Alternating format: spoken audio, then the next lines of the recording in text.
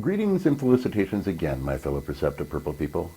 Today, let's chat a little about the recent decision, if you want to call it that, by the Illinois Law Enforcement Certification Review Panel about decertifying a police officer and how everyone seems to be missing the real problem here.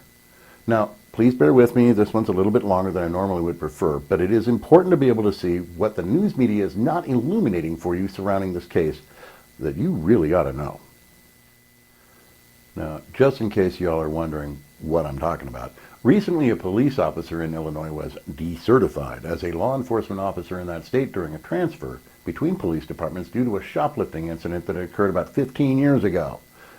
It was during a very dark time of her life. Before she got straightened up and facing forward, she went back to school, eventually achieved her dream of becoming a police officer upon graduation from the police academy.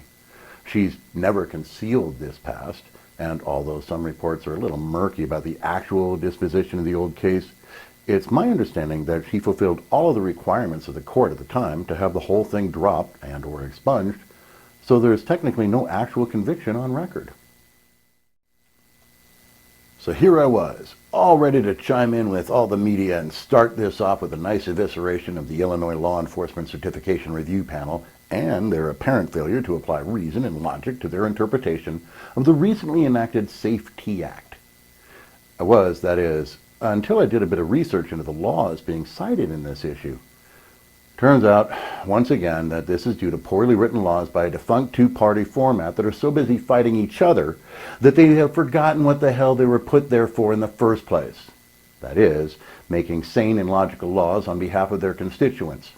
All of them. Here, they failed us, and this reborn soul is but one of the first of more victims to come if they don't fix this now. Okay, the timeline. The officer in this case was certified as a law enforcement officer in August of 2021.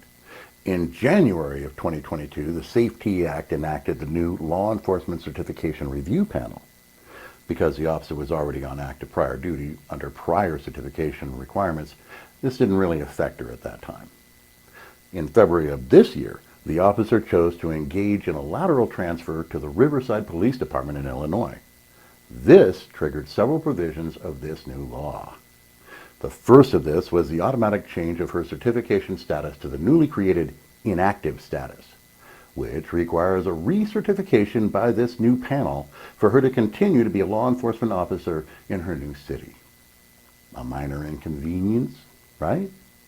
Well, not so fast. It seems that this new law also redefined which laws could cause one to be decertified, which includes the overbroadened definition of the multitude of types of theft in Illinois to the absolute broadest definition there could possibly be, 16-1 of their code. By the way, that's the very first main definition code for all types of theft, irrespective of type or level. It's even before they get into the first actual set of theft codes of 16A through 16K. Oh, that wasn't enough of this poorly crafted piece of legislation. Oh no, they also broadened what constitutes a conviction to include even a mere no contest plea, even if the case was thrown out of court. Then, the next to final nail in this poor officer's career coffin was shown with this Law Enforcement Certification Review Panel given powers almost exclusively geared towards decertification and not able to override anything due to the clearly inappropriately schnitzeled piece of legislation. What was the final nail? Oh, well, this new law also made it impossible to be able to get a law enforcement job anywhere else in the country thanks to its mandated reporting to the National Decertification Index. Oh, the panel doesn't get off totally scot-free with me here either. They, through their attorney, squandered an opportunity to make a statement in support of this officer while clearly illuminating the stupidly arcane reason why they had no power to allow her to remain certified.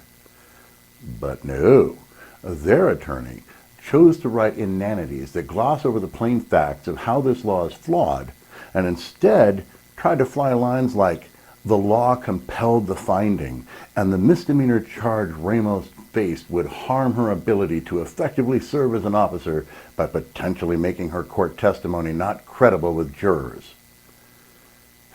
Now, if their attorney had stopped after the law compelled the finding part instead of trying to sham with bullshit, I could be more forgiving. But he didn't, so I ain't. One last note before I get into some suggested solutions. This person has now been re-punished by the state of Illinois for a crime long since cleared. That makes this action an additional punishment added after the case, effectively making this an ex post facto law regarding this person's past mistakes, with no chance for defense or redress granted in the law. This makes this law potentially unconstitutional in its effect due to overbroadness. Apparently, in their zeal to go after bad cops, and or each other, the warring legislators in Illinois forgot, as they so often do, to consider the outside possibilities, such as this case, and threw out the baby with the bathwater again. Ironically, the Democrats in Illinois are directly responsible for this holding of a person's past against them when a second chance is so clearly appropriate. Also ironically, the Republicans in Illinois are directly responsible for ignoring their law enforcement constituency's legitimate needs for reasonable relief under this new law, where appropriate, and caused Illinois, and our whole country, to lose yet another actually good street cop. Way to go, guys. Yet another good idea destroyed by stupid two-party power play bullshit. Let's face it, these two parties need a third, more logical, more long-term thinking party to work with. You know, an adult in the room. Okay, diatribe behind us. What can be done? Well, besides the obvious suggestion for legal recourse I would recommend to anyone in this officer's circumstances, my suggestion to the legislature in Illinois would be to immediately pass a few amendments to this law. So, this part is directly to you, Illinois legislators. First, undo the overbroadening of what crimes constitute theft. There's a lot of types, and not all of them should be included, so be more selective on that. Second, remove the recently included language that makes pleas equal to a conviction. Seriously, Legal 101 here. I'm no attorney, but a plea is still a plea, not a conviction, guys. You just took away the power of your judges to adequately adjudicate properly for each case's circumstances. Third, improve the law enforcement certification review panel's abilities to actually review and adjust for mitigating or ameliorating circumstances, such as completion of whatever you guys call diversion over there, and or subsequent actions of the former defendant since then, presuming there's been sufficient time to show a new pattern, of course. Along this line, I would also suggest the allowance of a provisional certification for the panel to give leeway, when warranted, to allow time for deeper reviews for cases such as this before final determinations are actually made. Fourth, improve the panel's waiver capabilities for this kind of circumstance, for the same reasoning as in the last suggestion. Finally, you need adaptability. You can't possibly think of every potential situation that may come up in the future. A better appeals process needs to be put in place to allow for stupid schnit like this to be overturned when all the proceeding fails. So, back to you, my perceptive purple people. I think you have a sufficient rundown of what you need to know to keep an eye on here, so I'll wrap this one up for now. I'll see you in the comments section below. Till our next chat, remember to keep your balance and stay purple, people. We'll see you again real soon.